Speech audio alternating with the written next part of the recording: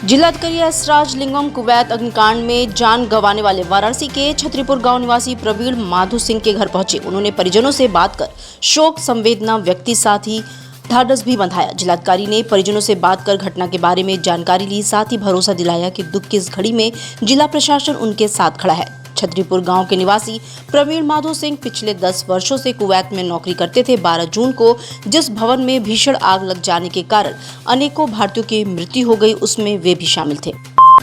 एक और जहां पीएम मोदी 18 जून को वाराणसी किसान सम्मेलन में किसानों से संवाद करेंगे, वहीं पीएम के दौरे से पहले कई संगठनों से जुड़े किसान अपनी मांगों को लेकर आवाज बुलंद की।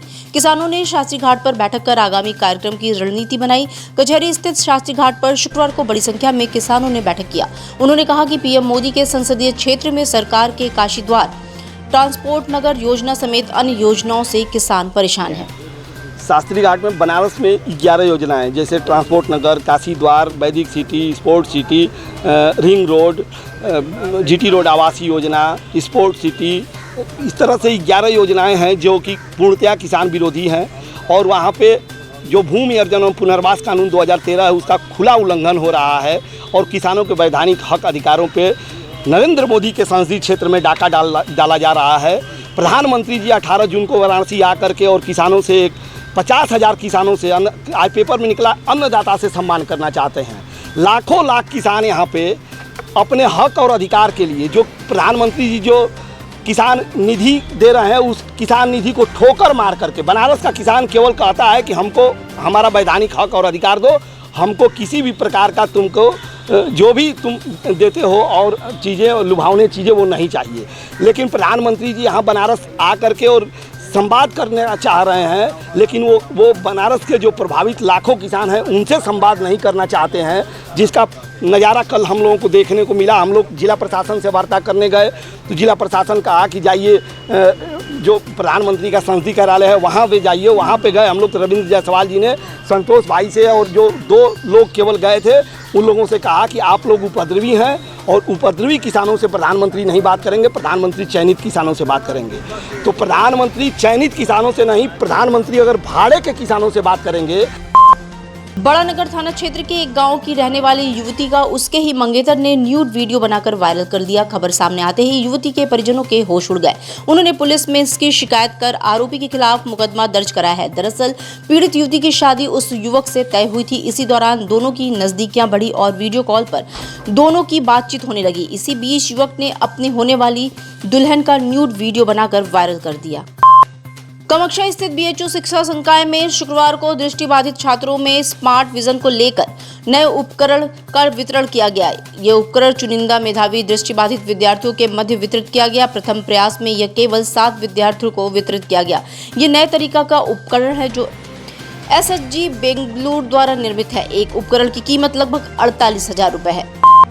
जून की तपिश बेहाल कर रही है। दिन के साथ ही रात भी काफी गर्म हो रही है। इससे लोगों को न दिन में चैन मिल रही है और न ही रात में राहत। वाराणसी में तापमान 45 डिग्री से ऊपर है। मौसम विभाग ने वाराणसी में हीट वेव का ऑरेंज अलर्ट जारी किया है। मौसम विशेषज्ञों के अनुसार अभी कुछ दिन और भीषण गर्मी झेलनी पड़ेगी। मानसून के 20 जून के आसपास यूपी में पहुंचने के आसार जताए जा रहे हैं। अभी मानसून पश्चिम बंगाल व बिहार की सीमा पर अटका हुआ है। योग दिवस के अवसर पर 21 जून को आदि योगी काशी में चहुओर योग की अलग जगेगी।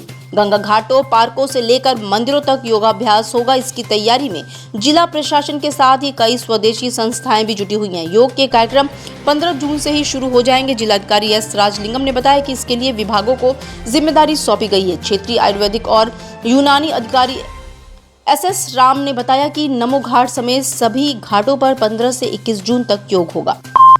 Indo American chamber of commerce की ओर से शुक्रवार को वाराणसी में योग से स्वस्थ रहने के विषय पर एक वृहद सेमिनार का आयोजन किया गया। इसमें यूपी के मुख्य सचिव दुर्गा शंकर मिश्रा ने भाग लिया। उन्होंने प्रदेश में बेहतर हो रही स्वास्थ्य सेवाओं के बाबत चर्चा की, वहीं योग की खूबियां बताई। उन्होंने कहा कि योग के माध्यम से ही हम निरोग रह सकते हैं। कोरोना काल में भी हमने ये देखा कि जिसकी इम्यूनिटी शक्ति ज्यादा थी उसने अपने को निरोग रखा। बाबा श्री काशी विश्वनाथ के 3D दर्शन का कांग्रेस ने विरोध किया है। महानगर कांग्रेस की ओर से कहा गया कि ये आस्था व काशी के सांस्कृतिक के खिलाफ है। कांग्रेस महानगर अध्यक्ष राघवेंद्र चौबे ने एक बयान जारी कर कहा कि बाबा विश्वनाथ जी का 3D दर्शन बाबा के आस्था व काशी के संस्कृति के खिलाफ है। काशी के सांसद व देश के प्रधानमंत्री नरेंद्र मोदी बाबा विश्वनाथ जी को अपने मार्केटिंग सिस्टम का हिस्सा बना रहे हैं।